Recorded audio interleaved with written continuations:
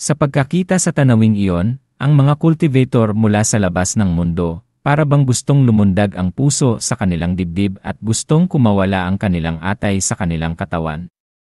Labis na nakakatakot si Ye Fengzhu. Sa kabilang banda, ang mga disipulo at elder ng Xuantian sect ay labis na nagagalak hanggang sa mapaos ang kanilang mga lalamunan. Napakagaling ni Ye Fengzhu. Walang kapantay si Ye Fengzhu. Maging ang sect leader na si Xu Yonian ay hindi makontrol ang kanyang sarili at hindi mapigilan ang kanyang bibig sa pagbigkas ng mga katagang puno ng paghanga. Napakaganda. Napakagaling. Kung hindi lamang sa pagpapanatili ng kaunting dignidad, baka gumulong na siya sa lupa at magsimulang magdasal.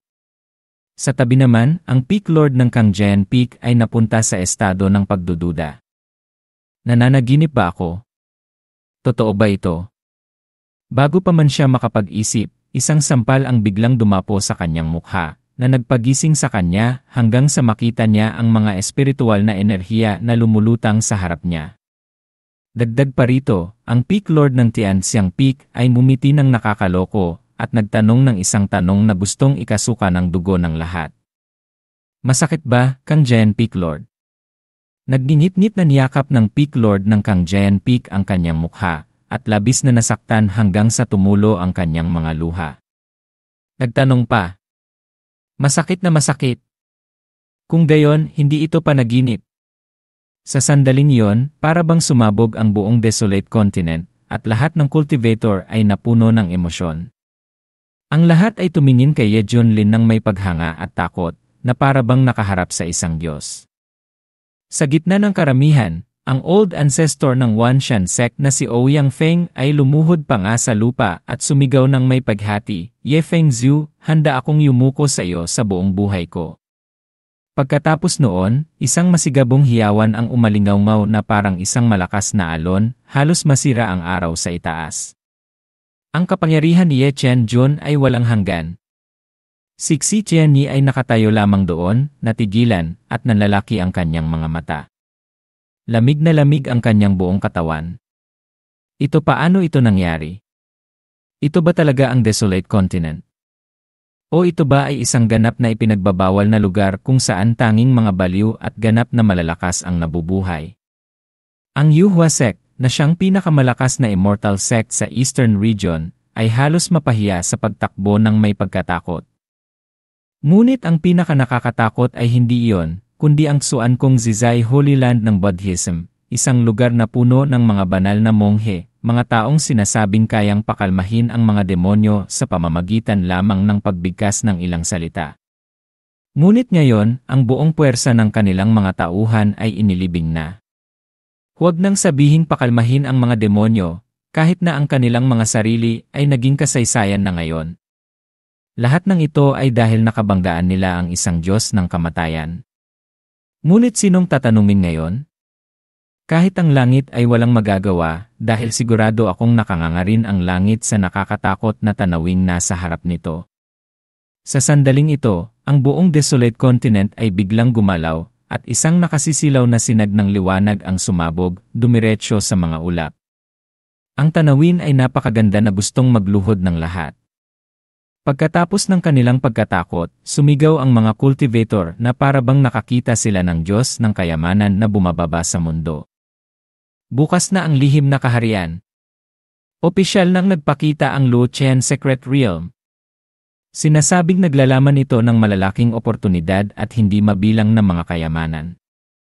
Sinumang makapasok ay may pagkakataong magbago ang buhay at maging isang dakilang kapangyarihan. Ang mga puwersa mula sa lahat ng dako, ang mga cultivator na kasing dami ng mga langgam, ay nagsimulang mag-init. Ang lahat ay humigpit ng kanilang mga kamao, at ang kanilang mga mata ay kuminang na parang mga headlight na naglalabas ng nagniningas na aura. Handa na silang sumugod. Ngunit bigla, huminto ang lahat at sabay-sabay na tumingin kay Ye Junlin, naghihintay sa kanyang sasabihin. Tumingin si Ye Junlin sa tanawing iyon, at hindi niya maiwasang tumawa sa kanyang sarili. Napakaganda. Kaya minarkahan ko na ito. Pagkatapos noon, gusto kong gawin ang gusto ko. Pagkatapos ay nagtapos siya sa isang napakasimpleng pangungusap, ngunit puno ng pananakot. Ang lahat ng cultivator mula sa desolate continent ay maaaring malayang pumasok at mag-explore. Ngunit ang sinumang hindi kasali ay dapat umalis agad. Ang mga cultivator mula sa labas ng mundo ay namutla ang mga mukha at para bang lumulutang sa ere ang kanilang mga kaluluwa. Lahat sila ay nakaramdam ng lamig sa kanilang mga likod na para bang may yelong kutsilyo na nakatutok sa kanilang mga leg. Gusto sana naming sumugod at makipagkumpetensya para sa mga oportunidad, ngunit ngayon, hindi pa namin nakikita ang mga oportunidad, ngunit malinaw naming nakita ang isang bagay, ang kamatayan ay nakabitin sa harap namin. Walang sinuman ang nangahas na magsalita, kaya nilunok na lamang nila ang kanilang mga laway at yumuko, umatras. Sa kanilang mga puso, sinabi nila sa kanilang mga sarili, sige na nga. Mas mahalaga ang buhay kaysa sa mga oportunidad. Namutla rin ang mukha ni Xi Tianyi, at ang kanyang dibdib ay tumataas at bumabagsak, nagginit-ngit ang kanyang mga ngipin, puno ng pagkainis. Susuko na lang ba ako sa kanya? Sa tabi niya, namutla rin ang mukha ng kanyang tagapagtanggol, at ang kanyang boses ay puno ng kawalan ng pag-asa. Young Master, umatras na tayo. Ang lalaking ito ay may napakalaking lakas ng loob na kahit ang langit ay kailangang umiwas sa kanya. Sinipa niya ang Yuhua sect at winasak ang Xuan Kong Zizai Holy Land. Kapag sumali tayo, siguradong hahabulin siya hanggang sa dulo ng mundo. Maayos siya ngayon, ngunit ang lahat ng naghihintay sa kanya ay malalaking sakuna. Ang ganitong uri ng tao ay mapupunta sa malayo, hindi siya karapat-dapat na kalabanin natin. Nakaramdam ng inis si Xi Tianyi nang marinig niya ito, at sumagot, tama ka. Kung gusto mong wasakin ang isang tao, kailangan mo munang hayaan siyang lumipad ng napakataas. Hindi magtatagal ang kanyang pamumuhay ng ganito. Pagkatapos magsalita, agad na umalis ang hukbo ng pamilya Xi. Sa isang iglap, nakita na kahit ang pamilya Xi ay umalis na. Ang iba pang mga puwersa ay tahimik na ring umatras. Lahat ay nagpanggap na sige na nga, uwi na lang ako para kumain. Sa isang iglap, ang malawak na battleground ay naiwan na lamang sa mga cultivator ng desolate continent. Hindi na rin nagsalita si Ye Junlin at kumaway na lamang siya. Sige, pasok na tayo. Ang mga cultivator ng desolate continent ay napakaalisto sa sitwasyon at kusang loob na pumila sa likod ng mga tao ng Xuan Chen sect at dahan-dahang nag-enjoy. Kung sino ang magiging big boss, iyon na yon. Susunod na lang ako sa kanya at sisipsip ng isang tasa ng sopas. Nang magliwanag ang liwanag, ang tanawin sa paligid ay ganap na nagbago. Ang espasyo sa loob ay parang ibang mundo, katulad ng isang prehistoric na gubat. Ang mga higanting puno ay tumaas ng libu-libong metro, ang mga dahon ay luntiang-luntian, at ang mga baging ay bumaba na parang isang kurtina na tumatakip sa langit. Ngunit ang pinakamagandang bagay ay ang espiritual na enerhiya dito ay napakalakas. Kung ikukumpara sa desolate continent, ito ay para bang langit at lupa. Huminga ng malalim si Ye Junlin at naginhawahan. Ang lugar na ito ay perpekto para sa pagpapahinga. Bigla, isang magandang boses ang umalingaw-ngaw sa kanyang isipan. Ding! Natuklasan ang marking location, Lu Chen Secret Realm. Gusto mo bang tumanggap ng mga gantimpala? Ngumisi si Ye Junlin at sumagot. Binabati kita sa matagumpay na pagmamarka. Natanggap ang Heavenly Emperor Dharma Physique. Heavenly Emperor Dharma Physique, kapag isinaaktibo, maaari nitong direktang ipatawag ang Dharma Physique ng Heavenly Emperor na lubhang nagpapataas ng lakas ng isa at sabay na magagamit ang mga karagdagang divine power. Sumimangot si Ye Junlin at isang bakas ng interes ang lumitaw sa kanyang mga mata. Oh, mukhang maganda ito. Ang Dharma Physique ay maaaring palakasin ang aking lakas at may kasama pang divine power. Ito ay isang regalo mula sa langit. Naalala niya ang huling beses ng labanan niya si Jin Chen Grandmaster, nasaksihan niya mismo kung gaano kadominante ang Buddha Dharma Physique. Kung hindi dahil sa Burial Laire Coffin, natatakot siya na kailangan pa niyang gumamit ng mas maraming lakas sa laban na iyon. Ngayon na mayroon siyang Heavenly Emperor Dharma Physique sa kanyang mga kamay, ito ay parang isang tigre na may pakpak. Pagkatapos magmarka, balak nang umalis ni Ye Junlin, ngunit nang tignan niya ang mga kakaibang tanawin sa paligid, naantig ang kanyang pagkamausisa. Ang isang lihim na lugar na katulad nito ay tiyak na hindi lamang mayroong siksik na espiritual na enerhiya. Bahala na. Maglibot-libot ako para makita kung mayroong anumang magandang bagay. Pagkatapos mag-isip, humiwalay siya sa grupo ni Xuyonian at sumugod sa kailaliman ng lihim na kaharian. Ang grupo naman ni Xuyonian ay tumitingin pa rin sa kaliwat kanan, na may kumikinang na mga mata na parang mga headlight. Diyos ko, Heavenly Spirit Grass, Amethyst Vine, Golden Ginseng, at kahit isang 10,000-year blood ginseng. Kayamanan. Lahat sila ay mga kayamanan. Kunin niyo lahat para sa akin. Biglang, isang pagsabog ang narinig at ang lupa ay umuga. Nang hindi pa rin naintindihan ng lahat kung ano ang nangyayari, isang higanteng softworm ang lumabas mula sa ilalim ng lupa. Ang bunganga nito, na kasing laki ng isang balon, ay bumukas at nilamon ang isang grupo ng mga nagkakalat na cultivator na nakatayo malapit dito. Sa isang iglap, halos 15 tao ang nilamon nang hindi man lang nakasigaw. Pagkatapos gawin yon, kalmadong bumalik ang softworm sa ilalim ng lupa, na para bang walang nangyari, iniwan ang natitirang grupo na nagugulat hanggang sa maputla ang kanilang mga mukha. Biglang tumahimik ang mga cultivator ng desolate continent sa loob ng ilang segundo. Lahat ay nakaramdam ng lamig sa kanilang mga likod. Ang ilang tao ay hindi pa rin matanggap ang tanawing nangyari. Pagkatapos ay muling lumabas ang softworm, na nagdulot ng pagputla ng mga mukha ng lahat at nagpakita ng pagkalito sa kanilang mga mata. Tumayo si Hong Qianye na nakahalukip-kip ang kanyang mga braso, ang kanyang tono ay malamig. Kung wala kang lakas, huwag ka nang sumali sa kasiyahan. Ito ang kahihinatnan. Ang grupo naman ni Xuyonian, na kanina pa ay masaya, ngayon ay nahihirapan pa ngang huminga. Mag-ingat kayong lahat. Ngunit sa sandaling ito, isang sigawan ang umalingaw-ngaw sa kailaliman ng gubat. Isang grupo ng mababangis na white ape ang sumugod at gumapang na para bang naglalaro sa isang parke. Ngunit nang tingnan ang puting balahibo, alam ng lahat na wala silang balak na magsaya.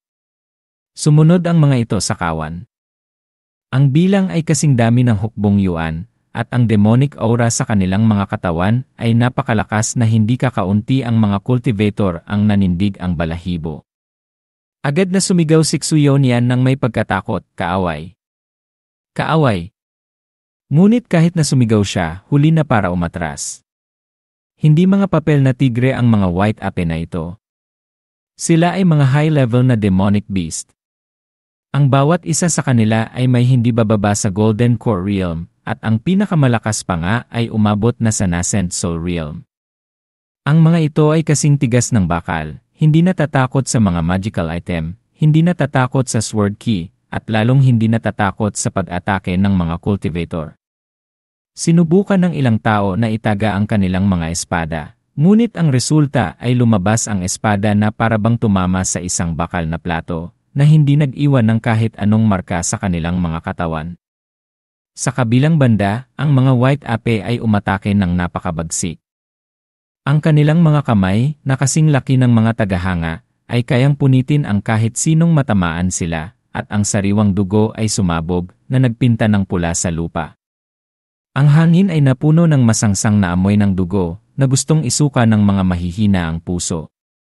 Ngunit ang pinakakakaibang bagay ay ang mga white ape na ito ay tila may espesyal na pabor sa mga batang babaeng cultivator. Kapag nahuli nila ang isang tao, pupunitin nila agad ang kanilang mga damit at umungal ng may kasabikan. Ang isang babaeng disipulo ng Xuantian sect ay minamalas at nahuli ng isang white ape, at agad na pinunit ang kanyang damit, na inilalantad ang kanyang maputing balat. Tulungan niyo ako! Sumigaw ang ilang lalaking disipulo at isinugod ang kanilang mga lumilipad na espada para protektahan ang kanilang mga kapwa-disipulo. Bitawan niyo siya, mga hayop! Ngunit sa kasamaang palad, nang dumampi ang lumilipad na espada sa balat ng white ape, isang tunog ng Tsi King ang tumunog na parabang tumama ito sa bakal, na hindi nagdulot ng anumang pinsala. Ang babaeng disipulo ay nakaramdam ng nagbabagang hininga sa kanyang likod, ang kanyang mukha ay namutla, at ang tanging natitira sa kanyang mga mata ay ang pag-asa. Huwag! Ngunit bago pa man siya magawa ang anumang bagay, isang liwanag ng apoy ang sumabog sa kalangitan.